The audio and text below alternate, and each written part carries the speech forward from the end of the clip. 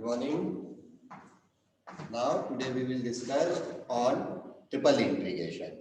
Okay. In previous class we have discussed double integral, their applications, what is the working rule for double integral. Now we will discuss on triple integral. First we discuss how to define it, what are their applications. The triple integral is also known as volume integral. Why it is called volume integral? Because with the help of triple integral, we can find the volume of an object. Therefore, it is called volume integral. And volume is a three-dimension geometrical figure, and triple integral is also represent the three-dimension when a function defined for three variables, or we can say an object changed in three different dimensions, then we can find the triple integration of that function, right? For example, a function f defined for three variable x, y, z. Then the triple integration of this function is denoted by triple integral over v. V is the volume.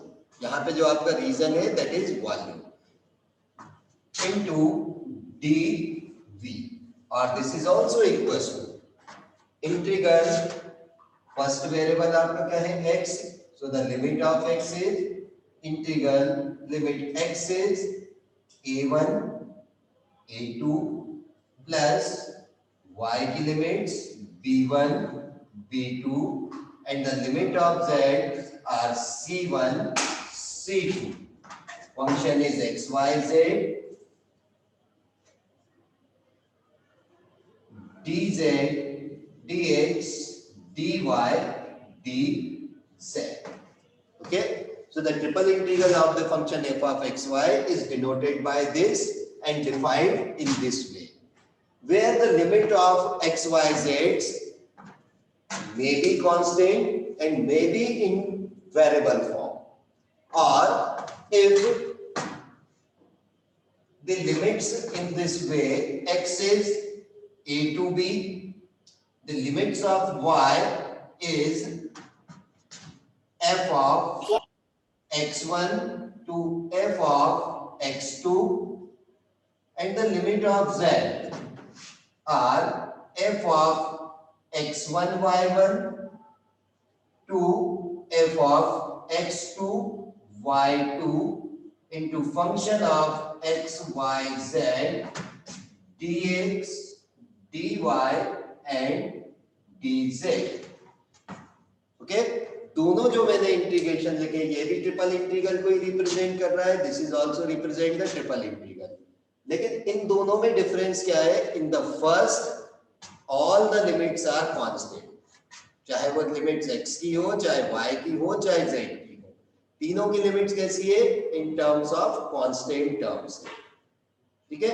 लेकिन second वाले में अपन ने देखा जो x की limit है, these are constant, limit of y in terms of variable x and the limit of z in terms of variable x and y. ठीक है. तो ट्रिपल इंटीग्रल हम इन दोनों टाइप से डिफाइन कर सकते हैं. ये भी हो सकता है कि x की limit in terms of y हो सकती है, y की लिमिट कांस्टेंट हो सकती है, z की लिमिट y x की फॉर्म में हो सकती है. ठीक है. या ये भी हो सकता है कि z की लिमिट कांस्टेंट हो सकती है. इट मींस कहने का मतलब ये है कि या तो तीनों लिमिट कांस्टेंट होंगी या तीन में से एक वेरिएबल की लिमिट कांस्टेंट होगी, बाकी दो लिमिट्स जो होगी in terms of other variables होगी. तो इसको ठीक है. तो इस तरीके से हम ट्रिपल इंटीग्रल को डिफाइन कर सकते हैं. Now how to we solve it? अब इसको सॉल्व कैसे करें? तो अगर मेरा ट्रिपल इंटीग्रल में तीनों वेरिएबल की लिमिट कांस्टेंट है तो अपना इंटीग्रल बहुत आसान हो जाता है. इट मींस हम किसी भी वेरिएबल के रिस्पेक्ट में पहले इंटीग्रल कर सकते हैं. फॉर एग्जांपल आपने पहले इस फंक्शन को with respect to x integrate कर दिया, कोई दिक्कत नहीं. आप x के लिए इंटीग्रेट करें, लिमिट सब्स्टिट्यूट कर दें, देन y के लिए किया, देन z के लिए किया, या z के लिए पहले किया, देन y के लिए किया, देन x के लिए किया, ठीक है, उससे कोई फर्क नहीं पड़ेगा, ठीक। लेकिन अगर मेरा इंटीग्रल इस फॉर्म में है, मींस x की लिमिट कांस्टेंट है, y की limit in terms of x है और z की limit in terms of xy है, तो first we have to integrate this function with respect to z only. तब ऐसी सिचुएशन में मैं पहले x और y के लिए इंटीग्रेशन कर ही नहीं सकता, तो फर्स्ट मेरे को इंटीग्रल किसके लिए करना पड़ेगा, विद रिस्पेक्ट टू z, और z के रिस्पेक्ट में इंटीग्रल करने के बाद जो भी मेरा सोल्यूशन आता है उसकी मैं लिमिट सब्स्टिट्यूट करूंगा, तो वो लिमिट कैसी होगी, in terms of x y होगी, यानी जब आप ये लिमिट सब्स्टिट्यूट कर देंगे तो ये जो function of x y z है ये अब एक्स वाई जेड का फंक्शन ना रह के क्या बचेगा, function of variable x and y only, ठीक है। अब x एंड y ओनली है तो अपन उसको फिर या तो x के लिए इंटीग्रेट करेंगे या y के लिए, it's again dependent on the limit of x and y। अगर y की लिमिट दी हुई है इन टर्म्स ऑफ x तो सेकेंडली अपन इंटीग्रेट करेंगे विद रिस्पेक्ट टू y। क्यों करेंगे, क्योंकि जब इंटीग्रेट करने के बाद आप y की लिमिट्स रखोगे जो वेरिएबल x की फॉर्म में है, तो वो अपन को क्या देगा, लास्ट में जो फंक्शन प्रोवाइड करेगा that function is only having a single independent variable that is x, ठीक है। यानी जब आपने y की लिमिट रख दी तो आपके पास यहाँ पे जो फंक्शन 3 वेरिएबल का था वो 3 का भी नहीं बचा, एक वेरिएबल में बचा, और वो वेरिएबल क्या बचा, x। देन फिर उस फंक्शन को आप इंटीग्रेट करके x की लिमिट सब्स्टिट्यूट कर देंगे, आपका सोल्यूशन कंप्लीट, ठीक है। तो ये ट्रिपल इंटीग्रल में अपन को इंटीग्रेट करते टाइम ध्यान रखना पड़ेगा, और अगर तीनों लिमिट कांस्टेंट है कोई दिक्कत नहीं, किसी के रिस्पेक्ट में भी आप इंटीग्रेट कभी भी कर सकते हैं, सोल्यूशन आपको मिलेगा, क्योंकि आपको ये नहीं मालूम रहेगा कि ये लिमिट्स किस वेरिएबल्स के लिए डिफाइंड है। यहाँ पे अपन यहाँ से आइडेंटिफाई कर सकते हैं, अगर कोई वेरिएबल, ठीक है, अगर कोई लिमिट वेरिएबल x और y कंटेन कर रही है, it means that the limit of y, ठीक है, और सॉरी z, और अगर कोई फंक्शन इंटीग्रल की लिमिट वेरिएबल x की फॉर्म में है यानी वो वेरिएबल y की लिमिट है, ये अपन ऐसे आइडेंटिफाई करते हैं जैसे डबल इंटीग्रल में आपको बताया था, है ना। तो ये इसका वर्किंग रूल होगा। अब मान लीजिए मेरे को कोई एक प्रॉब्लम दी है, इसमें मैं दोनों टाइप की प्रॉब्लम बताऊंगा, जिसमें कांस्टेंट होगी सारी लिमिट वो भी, और जिसमें कांस्टेंट नहीं होगी वो भी बता रहा हूं, राइट। तो फर्स्ट एग्जांपल में अपन देखें, solve the integral limit 0 to 1, again 0 to 1, 0 to 1, function है e to the power x plus y plus z dx dy dz, ठीक है, ये अपन को सॉल्व करना है। The limit of the function 0 to 1, 0 to 1, 0 to 1, all the limits are constant, कोई भी limit variable की फॉर्म में नहीं है, तो यहाँ पे अपन डिसाइड ही नहीं कर सकते कौन सी x की लिमिट है, कौन सी y की है, कौन सी z की है, ठीक है। इसलिए आप इंटीग्रल भी किसी भी वेरिएबल के लिए पहले कर दोगे कोई फर्क नहीं पड़ेगा, सोल्यूशन सेम आएगा, राइट। लेकिन अपन एक सीक्वेंस में चले तो वो अपने लिए ज्यादा बेनिफिशियल होगा। तो first we integrate this function with respect to z, then फिर y, फिर x, या पहले x के लिए कर लो फिर y, एक सीक्वेंस बना के चलो, ठीक है। तो first we integrate with respect to z, पहली बार। सीक्वेंस यहाँ पे जरूरी नहीं है, क्यों नहीं है, क्योंकि कांस्टेंट लिमिट्स है। अगर आप पहले x के लिए भी कर रहे हो तो कोई दिक्कत नहीं है, मैं बार बार इसलिए रिपीट कर रहा हूँ, नहीं तो बच्चा क्या है उसी चीज को पकड़ लेता, नहीं सर आपने तो पहले z के लिए किया था, बुक में तो x के लिए दिया है ना, तो वो ऑप्शन है आपके पास में। तो first we integrate this function with respect to z, then the integral I become 0 to 1, 0 to 1 and again integral 0 to 1, right, e to the power x plus y plus z, क्योंकि integration with respect to z हो रहा है तो e to the power x और y तो constant ही होंगे ना, तो चाहे तो हम उस कांस्टेंट टर्म्स को इंटीग्रल साइन के बाहर लिख सकते हैं, ठीक है।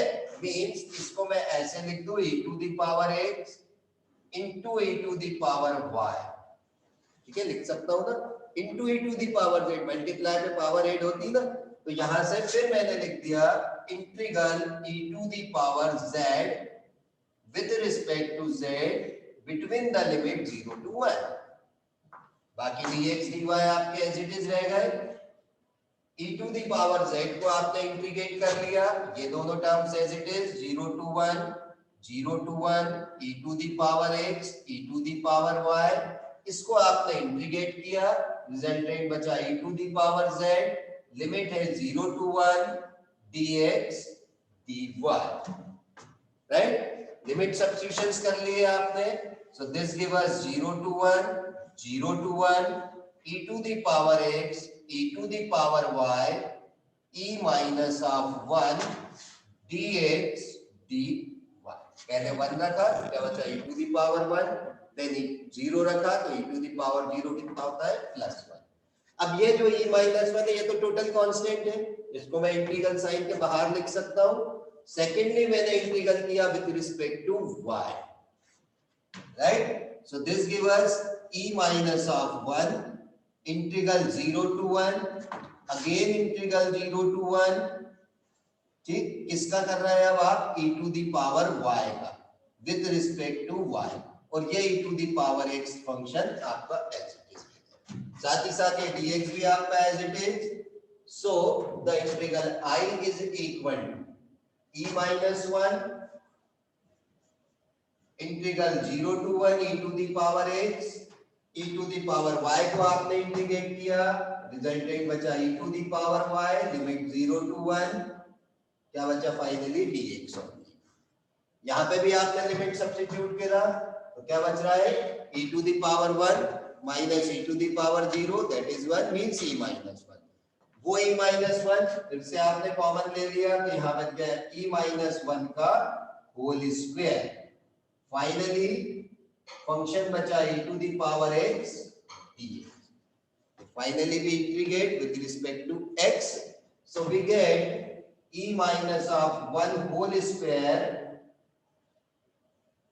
e to the power x का integral e to the power x limit 0 to 1, so this is e minus 1 whole square into e minus of 1, or this is equals to e minus 1 whole cube। this is the solution, right, ठीक है। तो यहां मैंने किसी भी variable के respect में पहले इंटीग्रेट कर सकते हैं, लेकिन फॉर योर कन्विंसिंग, ठीक है, अपन क्या करेंगे एक पर्टिकुलर सीक्वेंस में इंटीग्रेट कर ले तो आपको इजी लगेगा, ठीक है। अब इसी का सेकंड क्वेश्चन देखें, अगर मेरी ये सारी लिमिट जैसे यहां सभी कांस्टेंट लिमिट्स थी तो मेरे लिए क्वेश्चन बहुत आसान होता है, लेकिन अगर मेरी लिमिट वेरिएबल की फॉर्म में होगी तब मेरे को ये डेफिनेटली ध्यान रखना पड़ेगा कि इंटीग्रल करते टाइम पहले मैं किस वेरिएबल को चूज करूं। ओके, देखिए क्वेश्चन, सेकंड क्वेश्चन इसका,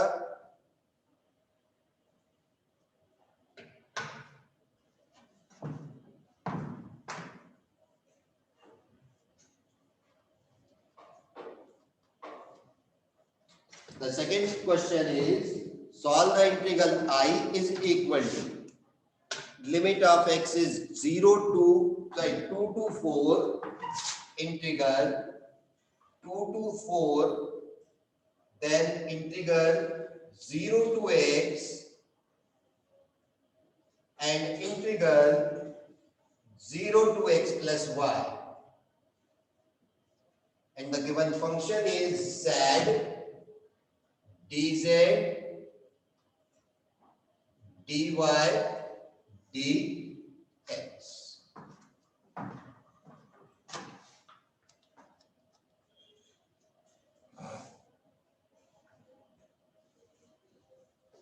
ठीक है, अब यहां पे देखें आपको क्वेश्चन में क्या गिवन है, सीधे सीधे लिमिट दी है, ये कहीं नहीं लिखा है कि ये किसकी लिमिट, ये किसकी लिमिट, ये किसकी लिमिट, तो ये हम आइडेंटिफाई कर सकते हैं आसानी से।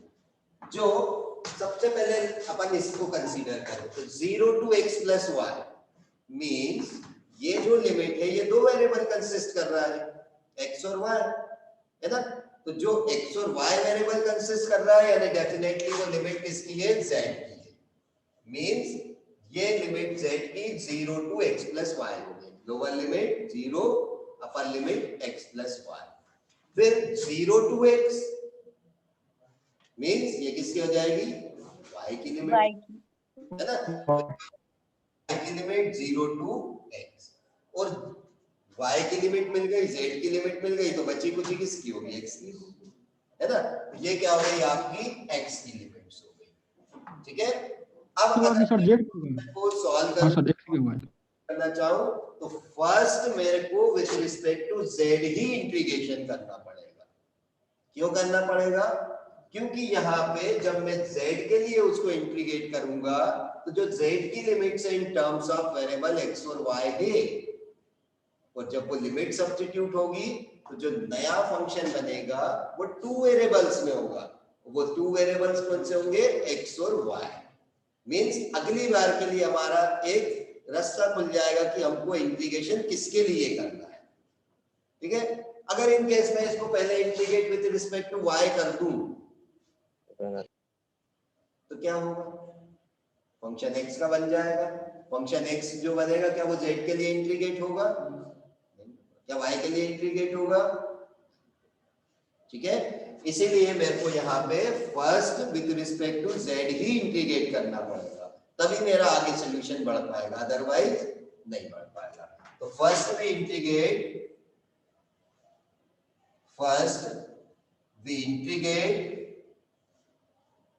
with respect to z, then the integral I is equals to 0 to x is 2 to 4, y की लिमिट 0 to x एंड इसको z के लिए इंटीग्रेट किया, z का with respect to z integral क्या आ जाएगा, z square by 2, this is z square by 2, limits 0 to x plus y dy and dx as it is, right? Then limit substitutions किए, upper limit ही substitute होगा, lower पे तो 0 है और ये बाय 2 जो है कांस्टेंट, तो इसको इंटीग्रल साइन से अपन ने आउट कर दिया। सो this is 1/2 integral x is 2 to 4, y is 0 to x and limit substitution किया तो क्या बच रहा है, x plus y whole square, और 0 सब्स्टिट्यूट करोगे तो 0 ही बचेगा, into dy dx। Secondly we integrate this function with respect to y, क्योंकि y की limit in terms of x है, यानी जो अगला फंक्शन बनेगा वो वेरिएबल x के लिए बनेगा और वो x के रिस्पेक्ट में इंटीग्रेट भी होगा, ठीक है। तो next we integrate with respect to y, मैंने यहां पे इसको ब्रैकेट लगा दिया, यानी ये इंटीग्रेट कर रहा है कि y के लिए इंटीग्रल हो रहा है। इंटीग्रेट करने के पहले आप चाहे तो होल स्क्वायर इसका सॉल्व कर सकते हैं। सो this is 1/2 integral x is 2 to 4, y is 0 to x plus y का होल स्क्वायर सॉल्व किया, this is x square plus 2xy plus y square dy dx। With respect to y इसको अब मैंने integration किया, देखिए क्या resultant बचता है। So the integral I is equal to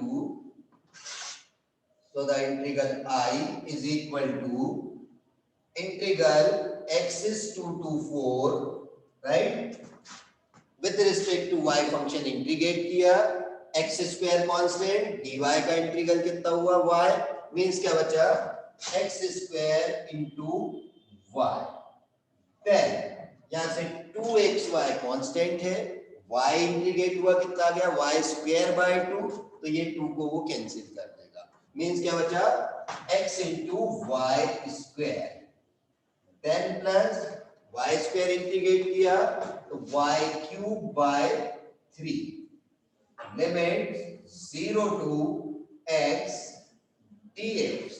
अब जितने भी y दिख रहे हैं सबके प्लेस में पहले अपर लिमिट रख दिया, मींस x पुट किया. सो this give us x is 2 to 4.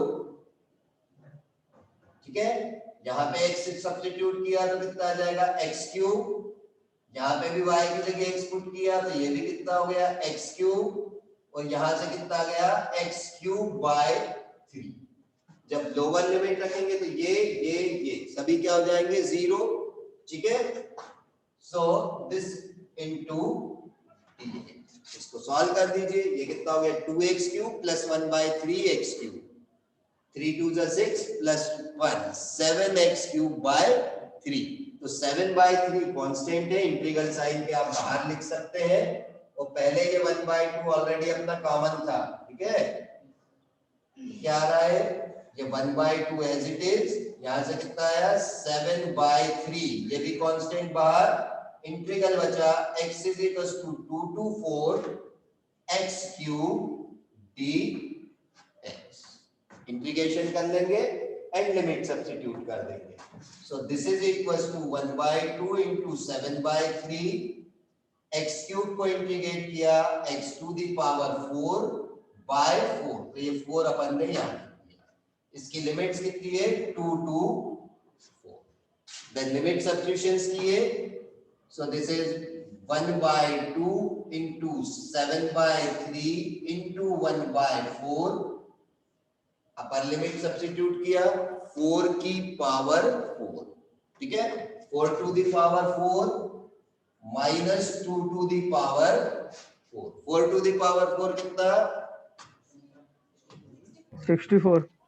ये पावर 4. 2 टू दी पावर नहीं 4 की पावर 4. 16 होगा सर. 16 256 होगा सर. 2 के पावर 16 होगा सर.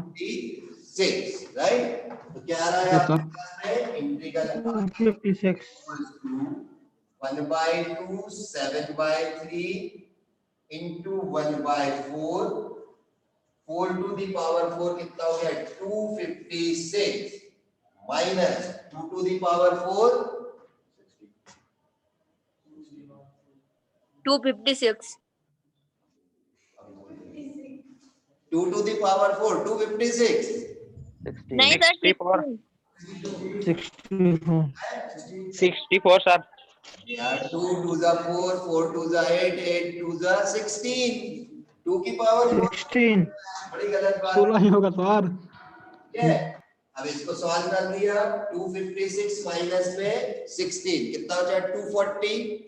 ठीक है, तो ये हो गया आपका 1 by 2 7 by 3 1 by 4 और यहां से कितना हो जाए 240.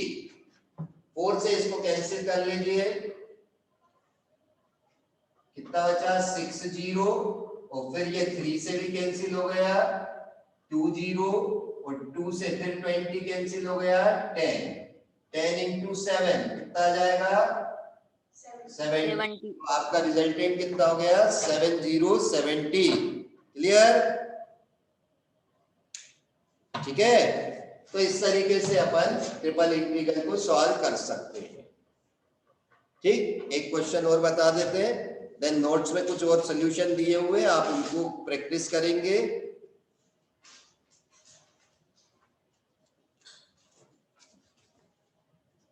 The next question is solve the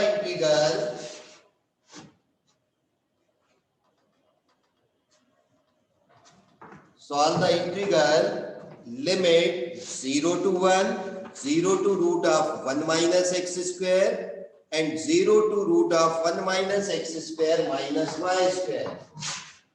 Integral 0 to 1 0 to root of 1 minus x square, then 0 to root of 1 minus x square minus y square, and the function is dz dy dx upon square root of 1 minus x square minus y square minus z square. ठीक है, अब first अपन with respect to z integrate करेंगे तो समझ में आ रहा है. क्योंकि यहाँ पे देखिए ये वाली limit in terms of x y है, मतलब ये जेड की लिमिट्स हो गई, ठीक, और ये इन टर्म्स ऑफ एक्स है तो ये किसकी हो जाएगी, वाई की लिमिट्स हो जाएगी, मींस वाई की लिमिट 0 टू दिस, और जो कांस्टेंट लिमिट्स है वो किसकी हो गई, एक्स के लिए हो गई। तो फर्स्ट जब अपन with respect to Z integrate कर रहे हैं तो आपको यहाँ कंसीडर करना पड़ेगा कि ये किसका कौन सा फार्मूला बन रहा है जिससे ये इंटीग्रेट हो जाए, ठीक है। So the integral I is 0 to 1, 0 to root of 1 minus x square into integration with respect to z 1 upon root में 1 minus x square minus y square minus of z square, ठीक है, क्योंकि अभी अपन with respect to z integrate कर रहे हैं तो सबसे पहले अपन z वाली टर्म्स को अलग ब्रैकेट में शो कर देते हैं।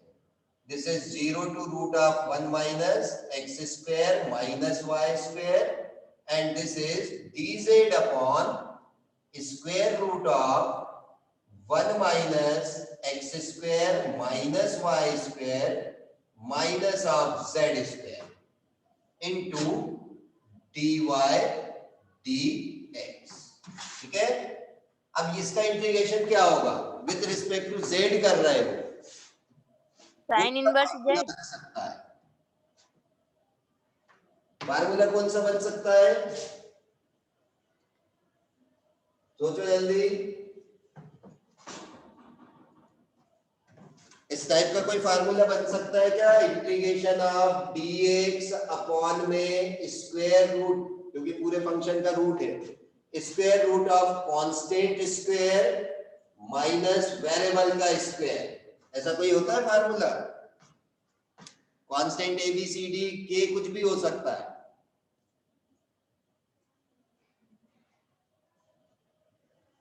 चंदन क्या हुआ, यस सर। ये कोई formula, sir sine inverse Sin inverse z. It is sine inverse x upon constant. तो यहाँ पे अपन देखें जब with respect to z integrate करते हैं तो क्या होगा, जो x और y है ये सब कैसे यूज होते हैं एज ए कांस्टेंट, क्योंकि वेरिएबल z के रिस्पेक्ट में जब इंटीग्रेशन हो रहा है तो x और y कांस्टेंट माने जाते हैं, और जब with respect to y integrate करेंगे तो xz कांस्टेंट होंगे, और विद रिस्पेक्ट टू x करेंगे तो yz कांस्टेंट होंगे, यही नियम है ना। तो अपन यहाँ देख रहे हैं कि अपने को फार्मूला तो साफ साफ दिखाई दे रहा है, कांस्टेंट का स्क्वायर माइनस वेरिएबल का स्क्वायर, तो ये कांस्टेंट का होल स्क्वायर नहीं बन रहा, तो होल स्क्वायर बनाने के लिए अपन ने क्या किया, इसको रूट में लिख के इसका होल स्क्वायर कर दिया, क्योंकि ये पूरी टर्म मेरी क्या है, कांस्टेंट है। तो क्या फार्मूला बन गया, dx अपॉन कांस्टेंट का स्क्वायर माइनस वेरिएबल का square is equals to sine inverse variable upon constant, ऐसे ही रीड करते ना। तो अपना भी ये देखिए यहाँ सॉल्व हो गया। सो this give us integral 0 to 1 0 to root of 1 minus x square, integrate किया तो क्या आ गया, साइन इनवर्स वेरिएबल, या वेरिएबल क्या था z और कांस्टेंट क्या था, पूरी ये terms root of 1 minus x square minus y square, जिसकी लिमिट्स आपको गिवन है 0 to root of 1 minus x square minus y square dy dx as then limit substitutions कर दिया आपने, अपर लिमिट सब्स्टिट्यूशन किया तो क्या बचेगा, ओनली साइन इनवर्स 1, ठीक है, z के प्लेस पे ये सेम टर्म है, कैंसिल हो जाएगा। सो this give us integral 0 to 1 0 to root of 1 minus x square and sin inverse of 1 minus sin inverse of 0 dy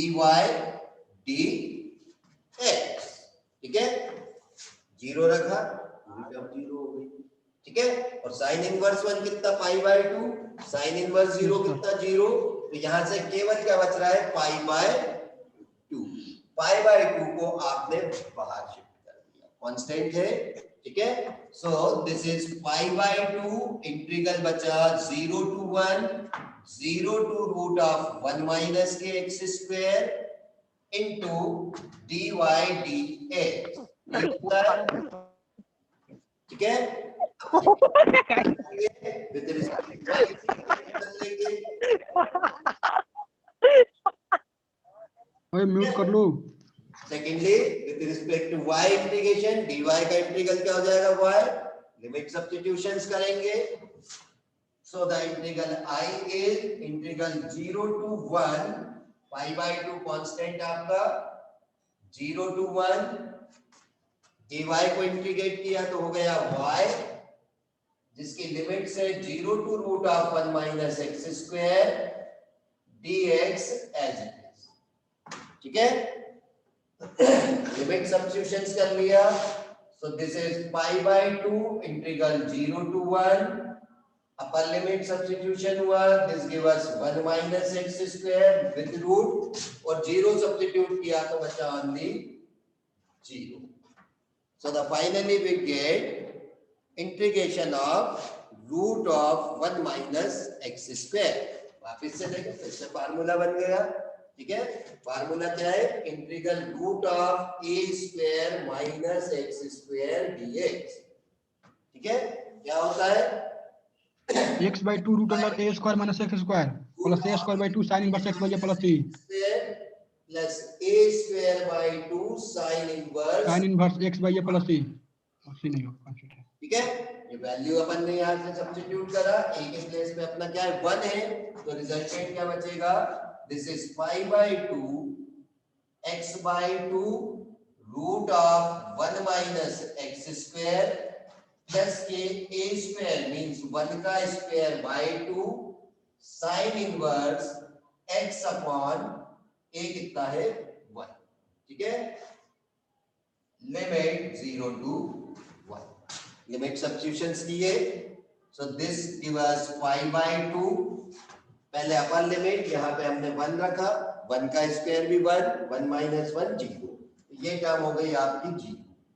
then 1 by 2 sine inverse कितना बच रहा है 1,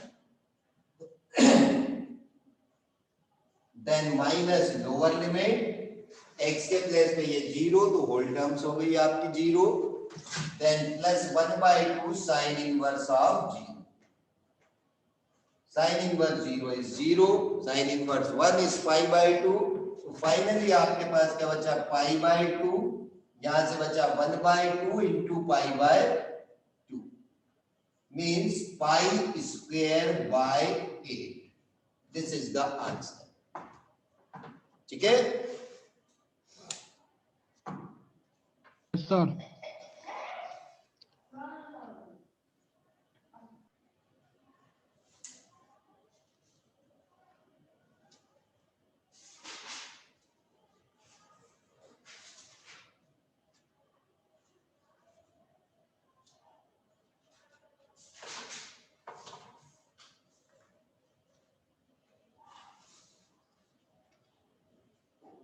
कुछ और प्रॉब्लम्स दिए हुए हैं नोट्स में, इनको भी सॉल्व करके देखना, ठीक है। खत्म हो गया ट्रिपल इंटीग्रल। हाँ, कुछ और क्वेश्चंस करना अभी इसमें, अब एप्लीकेशन बेस्ड प्रॉब्लम बता देते हैं जिसमें लिमिट्स अपन को फाइंड करनी रहेगी।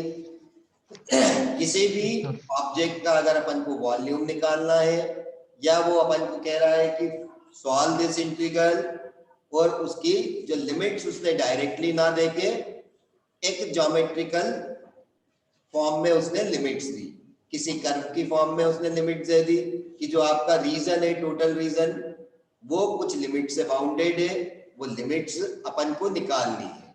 लेकिन जो लिमिट्स है उसको निकालने के लिए उसने क्या दे दिए, कुछ कर्व्स की इक्वेशंस दे दी, जैसे अभी अपन एरिया में करते थे। तो उसी टाइप के क्वेश्चन वॉल्यूम इंटीग्रल में भी होते हैं, ठीक है। तो अभी अपन वो वाला एक दो क्वेश्चन देखेंगे और फिर नेक्स्ट क्लास में इसको देखेंगे, बाकी रिमेनिंग जो भी इसका बचेगा, ठीक है। तो फर्स्ट इसका एप्लीकेशन बेस्ड प्रॉब्लम,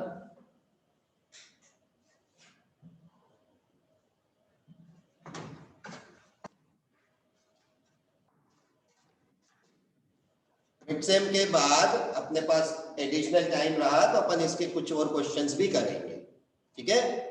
अभी तो केवल ये है कि आपको टॉपिक छूटे नहीं, इसलिए अपन क्वेश्चन कम करा रहे हैं, सोल्यूशन तो मैं बहुत सारे क्वेश्चन के दूंगा, ठीक है, वो आप घर पे प्रैक्टिस कर सकते हो। फिर भी अगर कुछ नहीं समझ में आ रहा तो अभी मिड सेम के बाद भी हमारी क्लासेस रहेगी, और मंडे को मेरे ख्याल से केमिस्ट्री का पेपर रहेगा, ट्यूसडे के दिन आपका मैथ्स का है, तो पेपर के बाद अपनी 2-1 घंटे की क्लास करेंगे, उसमें इसको थोड़ा सा और करा देंगे, ठीक है। तो इसमें फर्स्ट क्वेश्चन है एप्लीकेशन बेस्ड है। एप्लीकेशन मैंने बताया अपन क्या एप्लीकेशन करते हैं इसका, किसी भी ऑब्जेक्ट के वॉल्यूम को फाइंड करने में हम इसका यूज करते हैं, ठीक है। तो पहला क्वेश्चन उसी टाइप से गिवन है, find by triple integral, find by triple integral the volume of sphere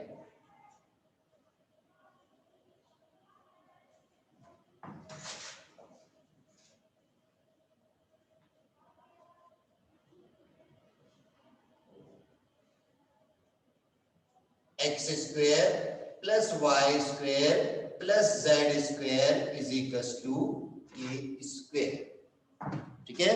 क्या बोल रहा है कि ट्रिपल इंटीग्रल की हेल्प से एक स्क्वायर की इक्वेशन है x square plus y square plus z square is equals to a square, इसका वॉल्यूम फाइंड कीजिए, ठीक है। अब ट्रिपल इंटीग्रल बोल दिया means integral a to b, b to c, c to d, लेकिन अब यहाँ पे x की लिमिट्स, y की लिमिट, z की लिमिट्स तो दी नहीं है, तो वो लिमिट कैसे आएगी, तो वो लिमिट्स हम किससे निकालते हैं, जो भी आपकी कर्व की इक्वेशंस दी होगी, या एक ही इक्वेशंस दी है, किसी प्रॉब्लम में 2 भी इक्वेशंस दे सकता है, 3 भी इक्वेशंस दे सकता है ना। तो अभी मेरे पास केवल एक इक्वेशन है, तो इसी की हेल्प से मेरे को x की भी लिमिट्स बनानी है, y की भी बनानी है, z की लिमिट्स भी बनानी है, ठीक है। तो फर्स्ट अपन क्या लिखेंगे, गिवन इक्वेशन है स्फीयर की x square plus y square plus z square is equal to